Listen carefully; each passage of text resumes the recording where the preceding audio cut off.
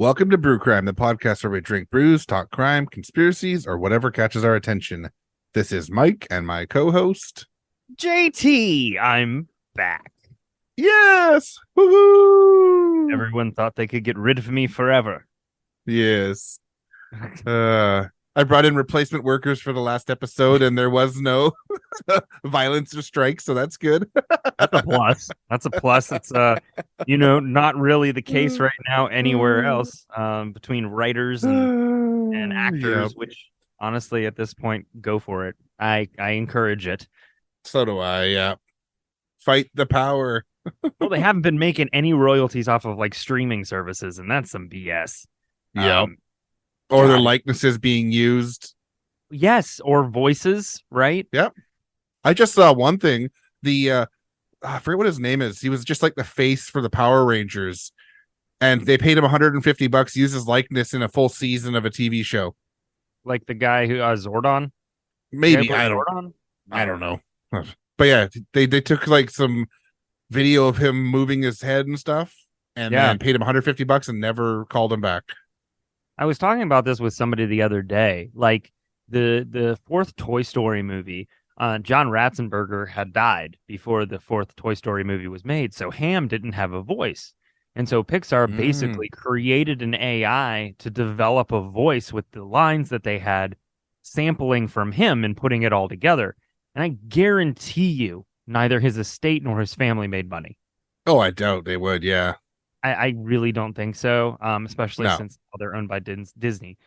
So, I mean, it was cool what they did with the new Indiana Jones.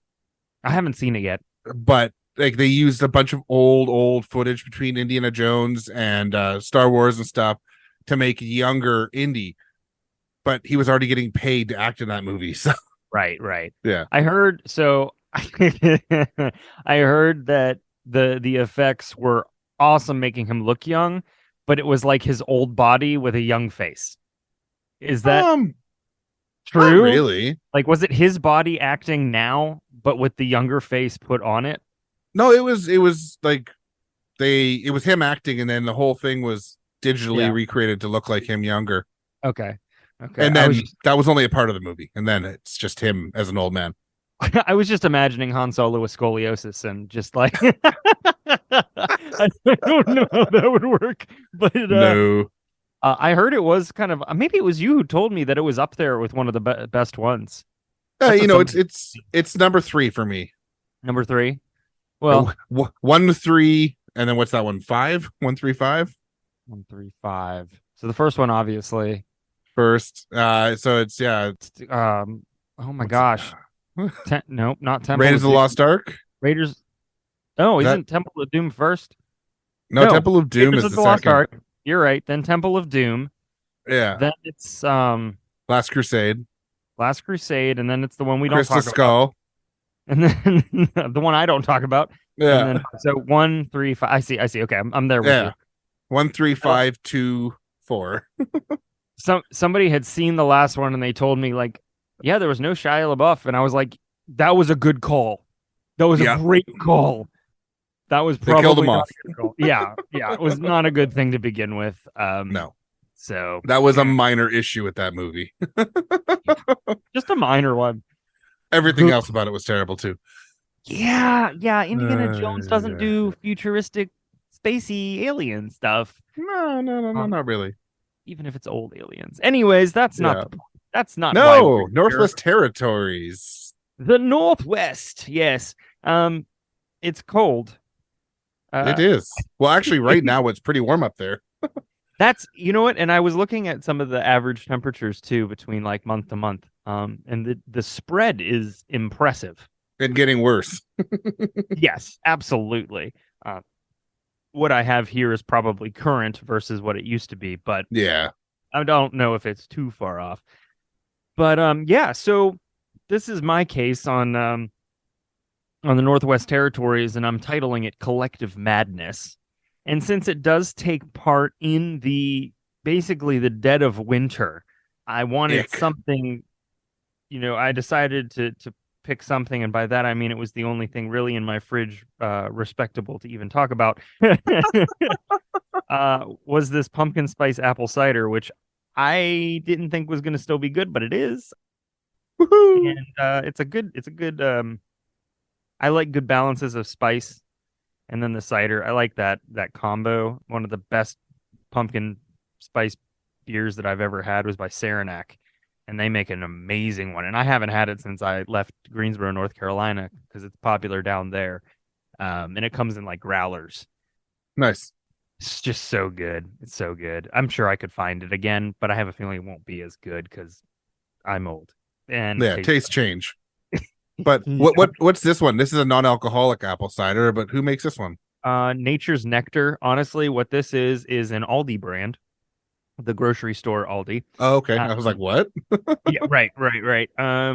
It is. I was trying to look at the specific like where it was bottled, but that's just how Aldi it is. It doesn't even tell you. But Batavia, Illinois, Oh, okay. distributed and sold exclusively by Aldi. Illinois. Illinois, Illinois. Yes. But I picked that because I always think of like ciders and pumpkin spices being kind of warmer. Yeah. So the case today is the Mad Trapper of Rat River, which Ooh. sounds like a punk band. Also a terrible river. True, right? So Yeah. the Mad Trapper of Rat River was an elusive, enigmatic, and engaging, yes, I used alliteration, who doesn't like a little bit of that, figure who gained notoriety during a manhunt that captivated Canada in 1931. Ooh. Today, I'm going to tell you about kind of the intriguing story of the Trapper. I'm going to talk about his identity, with capping it off at the end, the pursuit launched by the Royal Canadian Mounted Police, the RCMP, and their enduring legacy of this extremely captivating tale. And I apparently went to a thesaurus for this intro. You're welcome. Perfect. By the way, anytime that I think of the Mounties, did you see Elf? I actually don't know. I know what it is, but I don't know if I've actually seen it.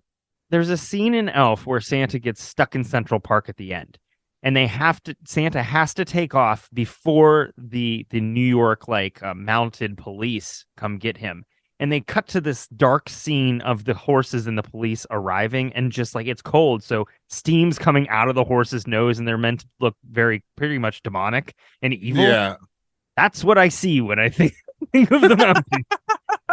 Couldn't tell you why, but that's Who what it knows? is. I always think of this TV show Due South. It was Fair. terrible. Fair. So the story of the Mad Trapper began in the remote region of Rat River in the kind of northwest, Yukonish, northwestish territory of Canada. Is that close? Do they touch each other? They do. Okay, good. Yukon is Okay. sandwiched between the Northwest Territories and Alaska. Got it. Cool. Yes, So, yes. the area was sparsely populated, and its harsh climate and rugged landscape attracted individuals seeking solitude and independence. The location in which he rests, which is Aklavik, I hope, or it's Aklavik, I hope I'm pronouncing it right. Either way, Northwest Territories, in terms of temperatures, has highs of 60s into 80s sometimes, to lows of negative 50s, which is buck wild Yeah. of a difference. And like there's 3.5 months where there's just extreme rain and then snow the rest of the time. So well, maybe not exactly the rest of the time, but a lot of the rest of the time. So it's And like almost all darkness in the winter, and then basically Ugh. no darkness in the summer. ugh. Yeah. My seasonal affective disorder would not play well in Aklavik yes, that. I hope one of those pronunciations was correct. I'm I'm sure they're both wrong. American. What can I tell you? And it's probably an indigenous name, so yeah, it's going to be Yeah. different. Yeah. So the Trapper, known only by his nickname, arrived in the region in the late 1920s and established a solitary existence deep in the wilderness. He arrived in Fort McPherson, July of 1931. He was questioned by RCMP Constable Edgar Miller, but he didn't offer much in the way of information. Now, Miller thought that he might be Scandinavian due to his accent, but he was clean shaven, had plenty of money for supplies. He eventually found a spot and built an 8-foot by 10-foot or 2.4 meter by 3 meter cabin on the banks of the Rat River, which is not a folk song that we've ever heard of. No. So throughout this time, he never acquired a trapping license. And at the same time as this was happening, kind of the Great Depression was pushing people out and into those areas. And I think the folks that lived in those areas already weren't exactly fans of that. Overall, though, folks kind of found him odd and weird when they did see him. But the thought is kind of like the complaints towards him may have been intended to kick him out. Yeah, probably. It was one of those situations, and I'll touch on that a couple of times in here. So overall, limited information about his origins and backgrounds. According to local accounts, middle-aged man of average build, believed to be in his 40s or 50s, he displayed exceptional survival skills and demonstrated a deep knowledge of the wilderness. He relied on hunting and trapping for sustenance. He was his reclusive nature and avoidance of social interactions contributed to the aura of mystery kind of surrounding him. Now, after talking about all that, Mike, are you the trapper? I know I don't look young, but I'm not that old for sure. No. Listen, I knew you were going to focus on the 40s or 50s piece, but really it was the last part, my friend. The last part.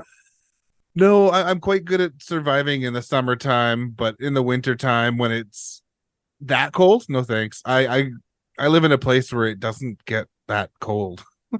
Yeah.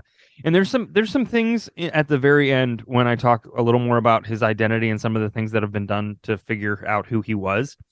Some of the things that they do find out kind of lend to the possibility of why he was so good in the cold.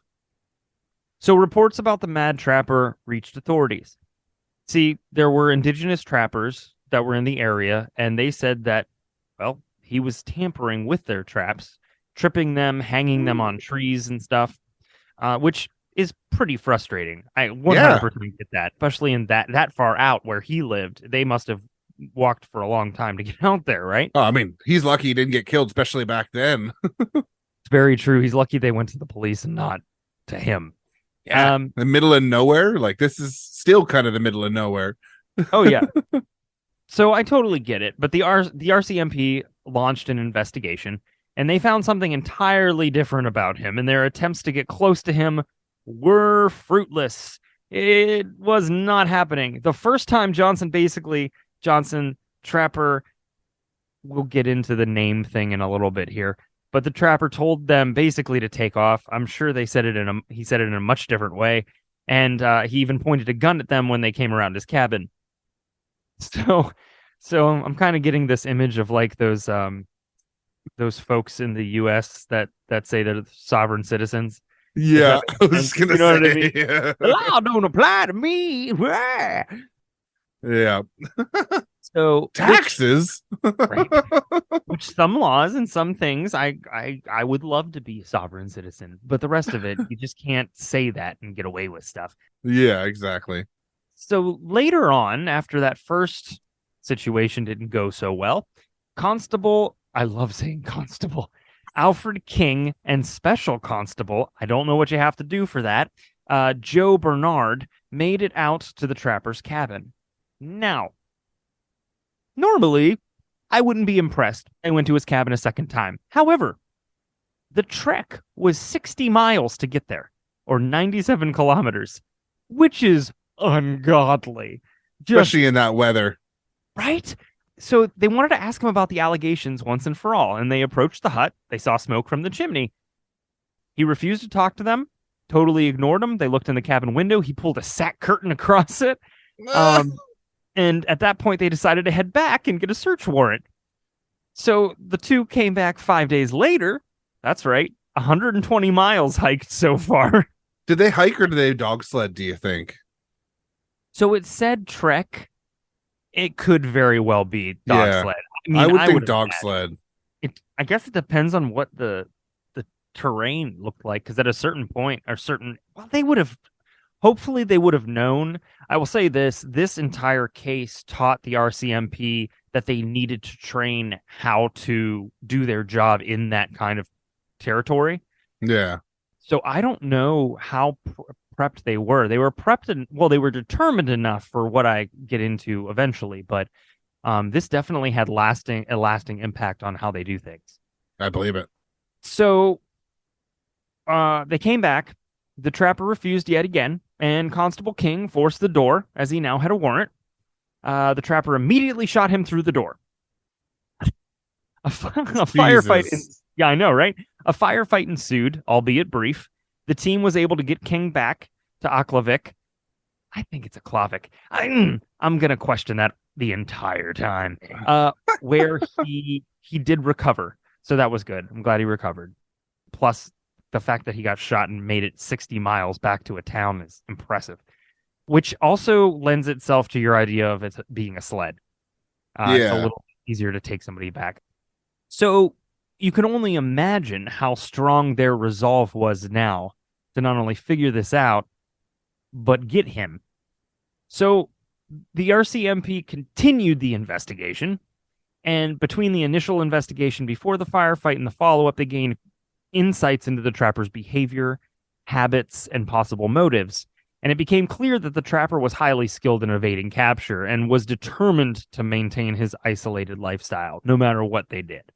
And honestly, if I truly thought the world was too people-y, which sometimes it is, I would also want to maintain an isolated lifestyle as well. Yeah. I would not survive one day. I just worked on my car for the first time this weekend successfully. You're beating me already. Dude changed ignition coils, spark plugs, and oil. I was proud of myself, man. You want to come over and put a new transmission in my car? Because good God, that thing's not doing well. That's a little bit beyond my specialty. If it's not on YouTube, I can't do it. It's beyond my current financial situation too.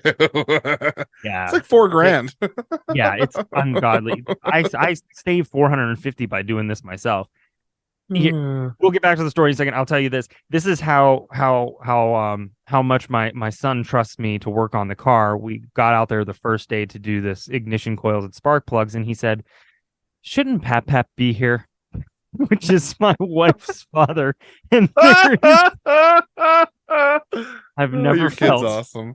Yeah, oh God, yes. That was the older one. The younger one, that story is for Brewery.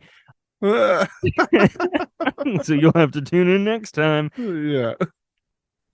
So the true identity has remained a subject of speculation and mystery throughout the manhunt. He refused to disclose his name or background, making it difficult for the authorities to identify him. And various theories emerged, suggesting that he might be an outlaw evading the law, a disgruntled former soldier, or an escaped criminal from another jurisdiction.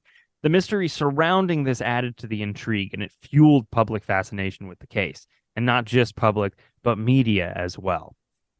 Oh, yeah, I bet. Honestly, it probably was just a misunderstood person that people made things up about. You know, again, he might have been the world is too people-y kind of person. And there's no defense for the traps that he messed up. I'm not going to defend that. That's effed up. But a lot of this kind of stemmed out of folks thinking he was weird and just wanting him out. And from there, things snowballed, right? No one hates people that are different in this world today. No, not at all. Especially people that come from somewhere else.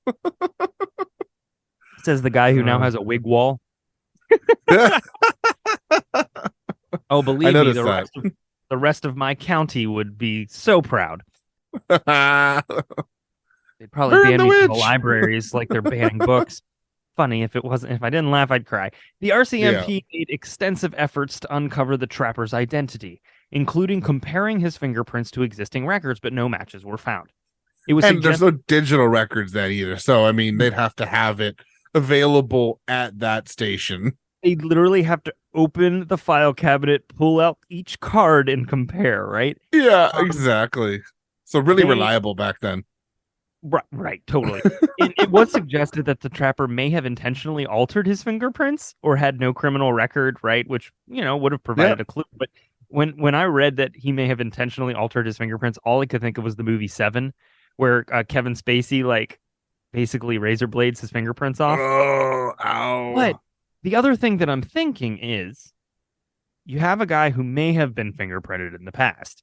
And Yeah. if he's living out there and he's, fire and knives and all this kind of stuff, I mean, there's a lot of things that can change. I mean, Yeah. my It just my fingers, burns. yeah, my fingers change based on playing guitar. I'm Yeah. sure the fingerprints are generally the same, but again, Calluses and everything. and it's a very local series of fingerprints you have to go off of, right? Yeah. So the lack of identification again added to the mystique, and there was just widespread speculation. And the RCMP also explored the possibility of the trapper being a foreign spy or someone involved in I'm illegal sorry. activities. A foreign spy would be in Victoria, which is the capital of BC. It'd be in Ottawa or Toronto, or it'd be in a big city or a capital. It's not going to be in the middle of fucking nowhere. Well, and what I think they thought was the illegal activities happened, the spying happened, and this is where they've gone after they were done. No, they'd go home. Well, you'd think so, right? If they were good enough. But there was no concrete evidence and leads, and so the trapper's true identity again, mystery. So law enforcement agencies, including the RCMP, were drawn into the hunt for the elusive trapper. With limited information and the daunting task of tracking a skilled outdoorsman across treacherous terrain, the Mounties embarked on what would become one of their most challenging manhunts. Honestly, perhaps this was to complete an investigation. Perhaps this was to avenge the shooting of their coworker. But I think it came down to they wanted a feather in their cap, especially since Probably. people knew about this. I can't imagine now. Well, I guess I can. Yeah. But I also can't imagine an entire police force because of a couple of traps being tripped going on a like province-wide manhunt in the Oh, winter. come on now. I mean, now maybe because it's easier, but and I'll get into this in a bit here. The technology that was new that they used was aerial, like using a plane to look. Yeah, Like that yeah. was the technology they used. So, yeah.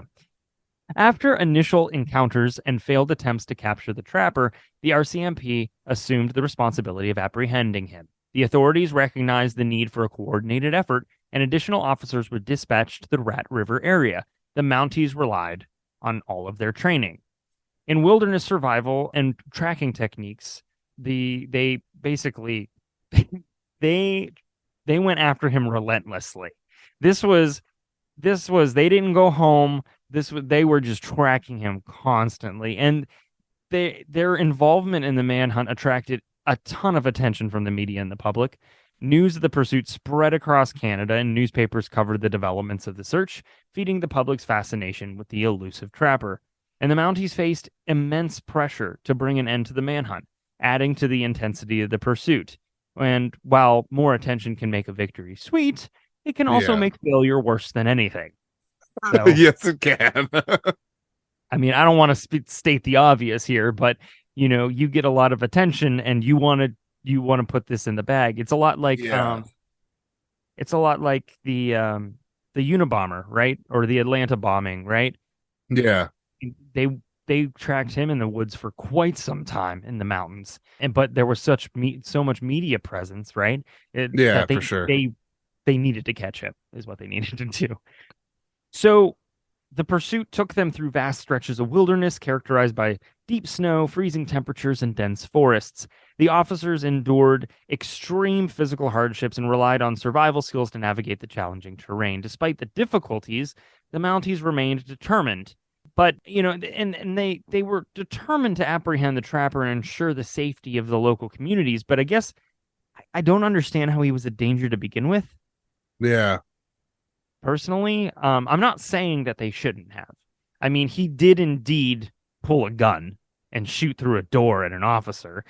But again, if there wasn't a constant barrage of them coming towards him, he wouldn't have done it.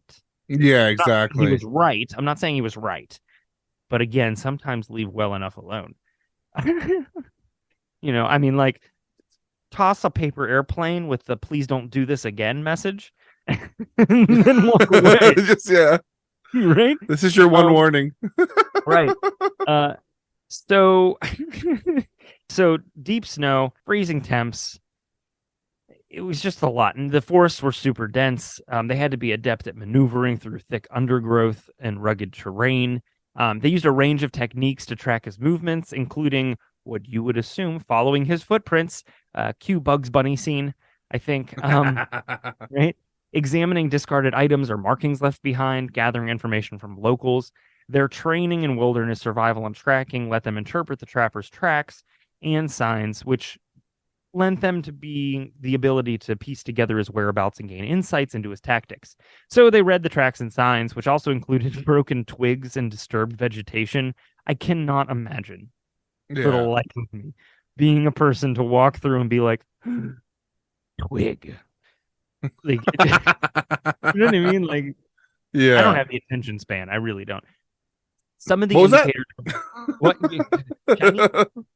You see, I almost repeated myself because I just assumed you were. So some of the indicators were subtle, but the signs told them the trapper's direction, speed, and behavior. And in addition, the RCMP leveraged emerging technologies at the time, like I said, to enhance their search efforts. They utilized aircraft to conduct aerial surveillance, enabling them to cover larger areas and identify potential hiding spots or tracks that they might have missed on the ground. And the use of that reconnaissance provided a significant advantage in tracking him.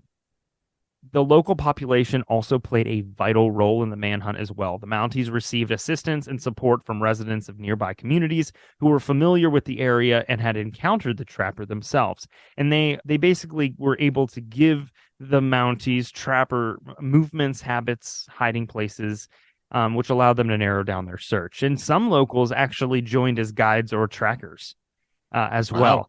And so that collaboration between law enforcement and the community kind of showcased the solidarity and collective commitment to ensuring safety and well-being of the region, I guess. But no, it was just he was getting in the way of their business. Right. And to me, there's a kind of like current day, really. You fuck with my business, the police are going to fuck you up. Oh, for sure. For sure. And there's a piece of me that thinks that this really showed not the Mad Trapper, but a collective madness about the Mad Trapper. I mean, you know what I mean? So as the manhunt for the Mad Trapper progressed, tensions escalated between the Mounties and the Trapper, and the Trapper demonstrated his determination to evade capture, employing evasive tactics, demonstrating his ability to survive in harsh conditions, and the pursuit became a battle of wits and endurance, which both sides were determined to outmaneuver each other, and they were both playing chess. And honestly, kind of awesome. Kind of cool. Like, at a certain point, I'm rooting for Trapper, right? Yeah. He's definitely not a pawn. No. But is he the rook? Is he a queen? Like, he would probably like a queen. Calling him a queen, but he's totally a queen. Well, it's mostly just because of the movements. I know. He's not from Virginia that we know about. I don't think so. And he certainly wasn't the member of a 4-piece rock band in the 70s. So he's certainly True. Yeah. Do we know that for sure? No, we don't, actually. We really don't. Could be Freddie Mercury. That would be insane. Also, Freddie looked real good for his age. Yes. Mounties faced harsh winter conditions, like I said. Trapper's knowledge of the terrain and skills, they allowed him to cover long distances very quickly. And of course, the Mounties are going in groups, so they can only go as fast as the slowest person. Now, despite the obstacles, the Mounties were resolute. They continued to follow his tracks, gather intelligence, adapt their strategies, and the manhunt became relentless. And they were driven by their commitment to bring the Trapper to justice. And my question is, was there nothing justice? Right? Were you bored and this was just something to do on a Sunday? I don't know. They were probably coming from a long ways away because there's probably not many cops at the time in the territory. So they're probably like, if we're going to be here, we're going to find this motherfucker. Right. It's like, they deployed us here. We're going to get you. I want to go home. There's no place like home. One of the Mounties brought his really shiny red slippers, and people make fun of him for it. From then on out, he was the yellow brick road. Yeah. It's frozen. All right, Elsa. Let it go. Let it go. That's what they were all telling the lawn. They were telling their sergeants or what senior Yeah. constable, let it go. So weeks of relentless pursuit, not days, weeks. The Mounties finally cornered the Mad Trapper at a remote cabin near Eagle River, which is a step up from Rat River, Yeah, on I agree. February 17th, 1932. A deadly confrontation ensued. The Trapper refused to surrender and started a gunfight with the Mounties. And despite being outnumbered by a lot, he showed some impressive marksmanship and skill. He injured one of the officers, and that's not really the impressive part. The impressive part is that the battle went on for hours. Yeah. Hours. Which really kind of feels like it was kind of like a hurry up, but then wait and see what happens. Like, who's going to make the first move, right? Yeah, exactly. But the fact that he held it down for hours is crazy. Ultimately, as one could expect, the Mounties overwhelmed the Trapper.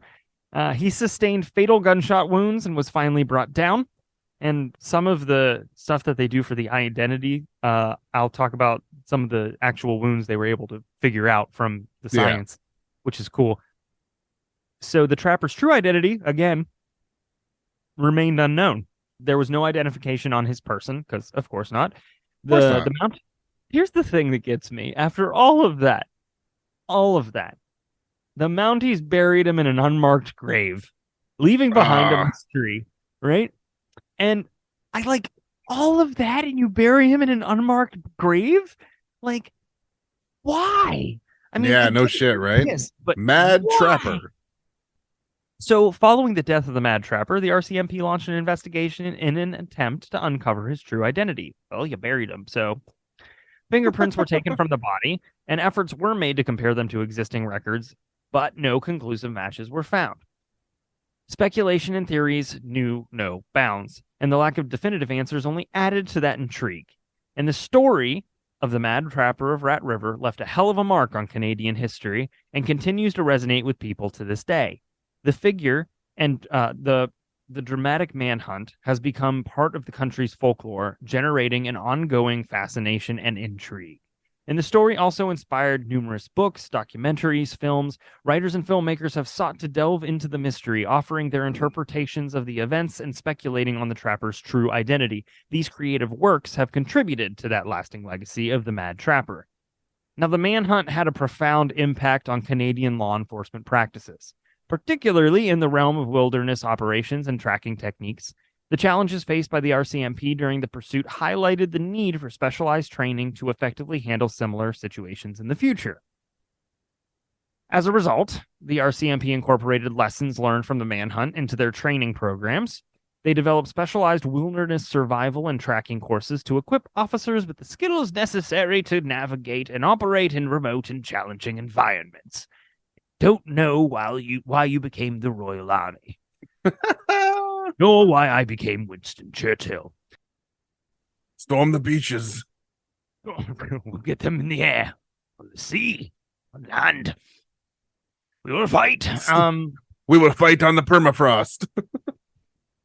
I don't remember that line.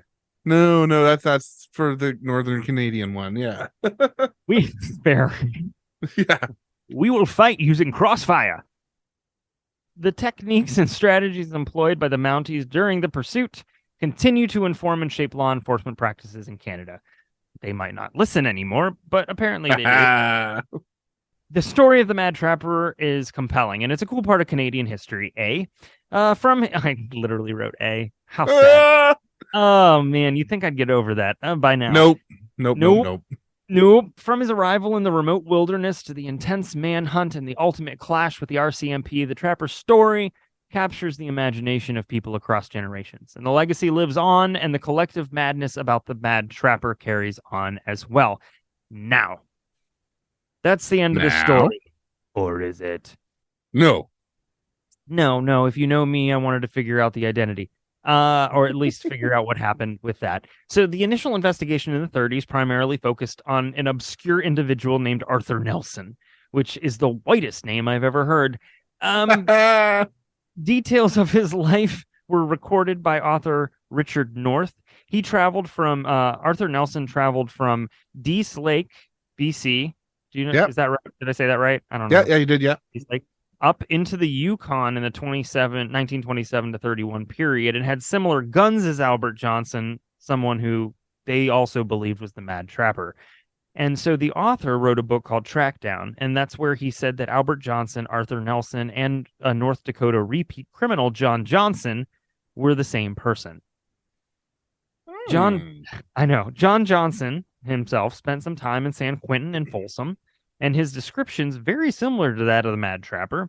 North also tracked Johnson back to Norway in terms of his lineage, north of the Arctic Circle, which he would say was why he was able to survive so well Yeah.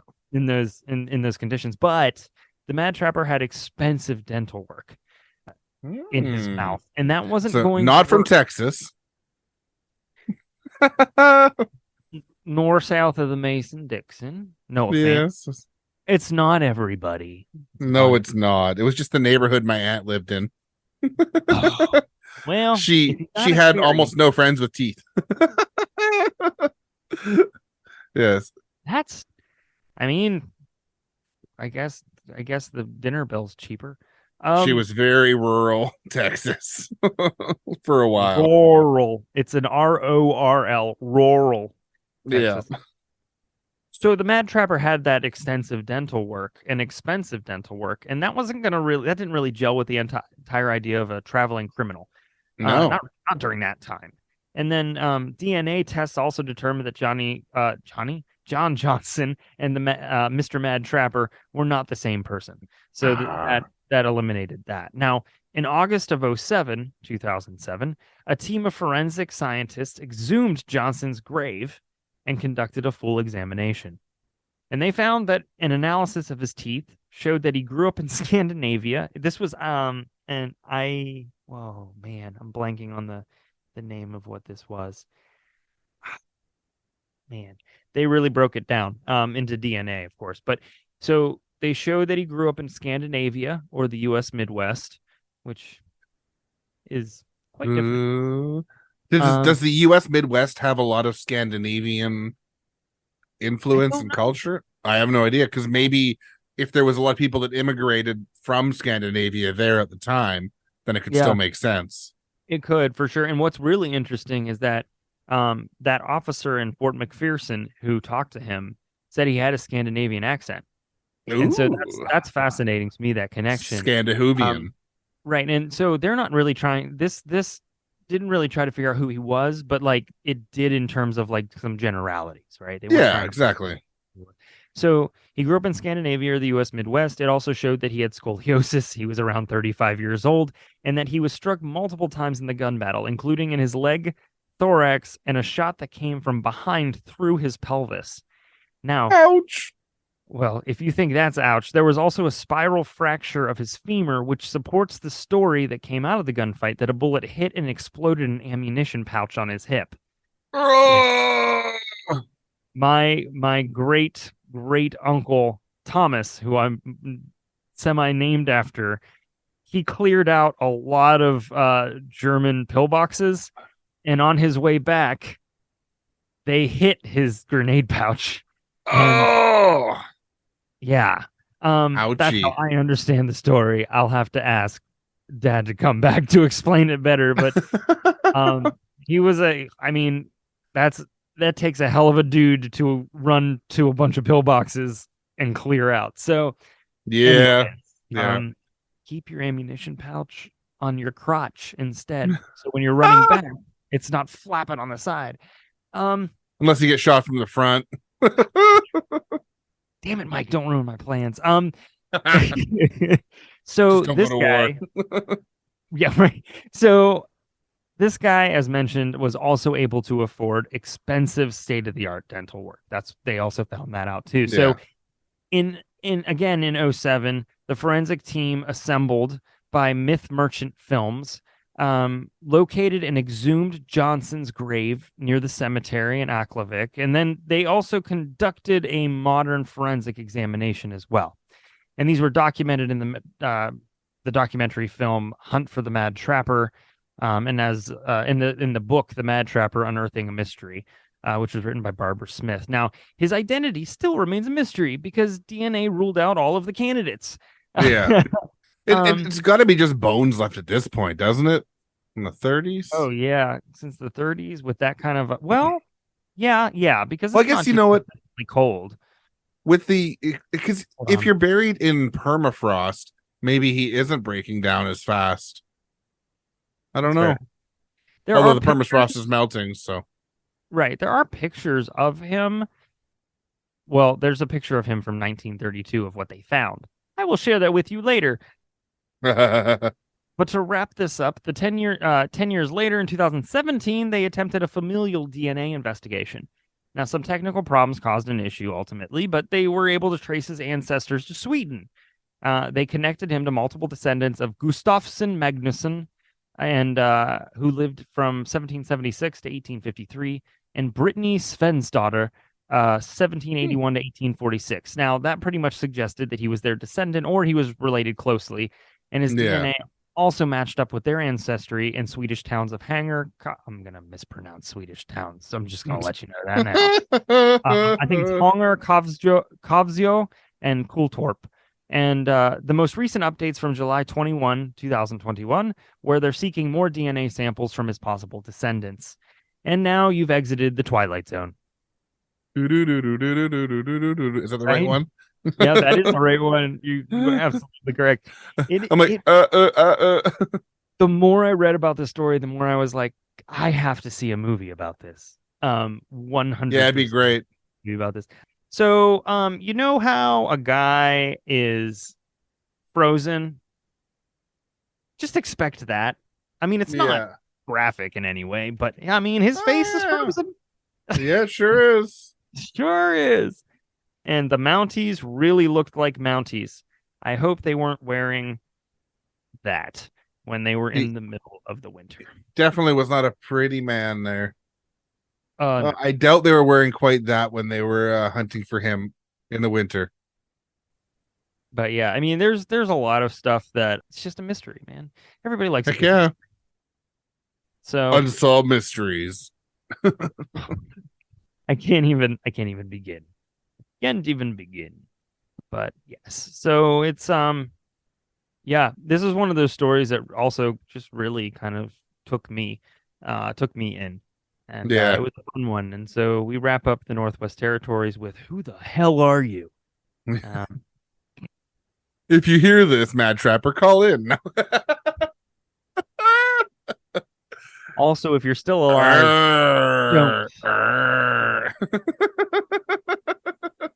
He's just like always like selected to be an extra on The Walking Dead, and he doesn't know Yeah, why. exactly.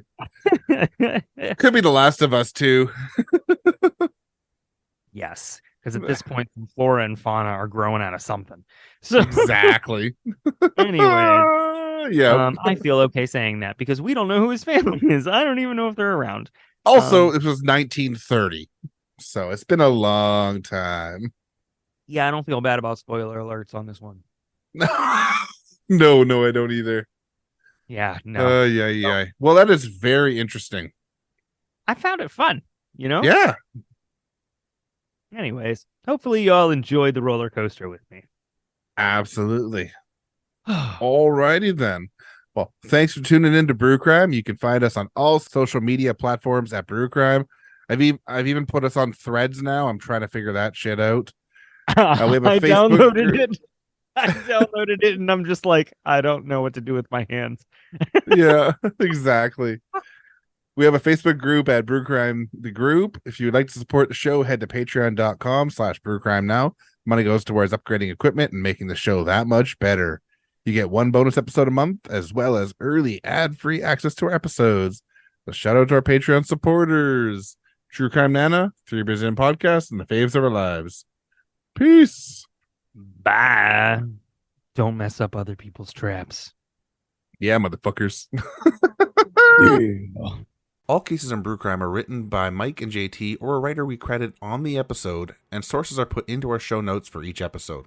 We always want to give credit to the people that research the cases we talk about. Check out our store at tpublic.com/stores patreon.com/brew-crime-podcast, where you can purchase gear like t-shirts, phone cases, stickers, pillows, and all kinds of other cool stuff. Brew Crime's intro was created by Mike using Creative Commons Attribution licensed audio from purple-planet.com, soundbible.com, and freesoundeffects.com. Logo designed by Ben Greenberg. Thanks for listening to this episode of Brew Crime Podcast. Hello, Twisted Humans. Do you find yourself wanting to know more about the latest murder, conspiracy, cult, or haunting? Then this is the podcast for you. In 1952, there was a record high of UFOs reported. 1,500 sightings. There has been evidence of human sacrifice, devil worship, and it is haunted by more spirits than can be counted. A family of 2 adults and 2 kids reportedly saw a giant flying thing with glowing red eyes. And meanwhile, the family's nanny that helped Veronica to care for her and Lucian's children was found bludgeoned to death in the basement of their family home. I'm Alicia. And I'm Sierra, and this is Twisted and Uncorked.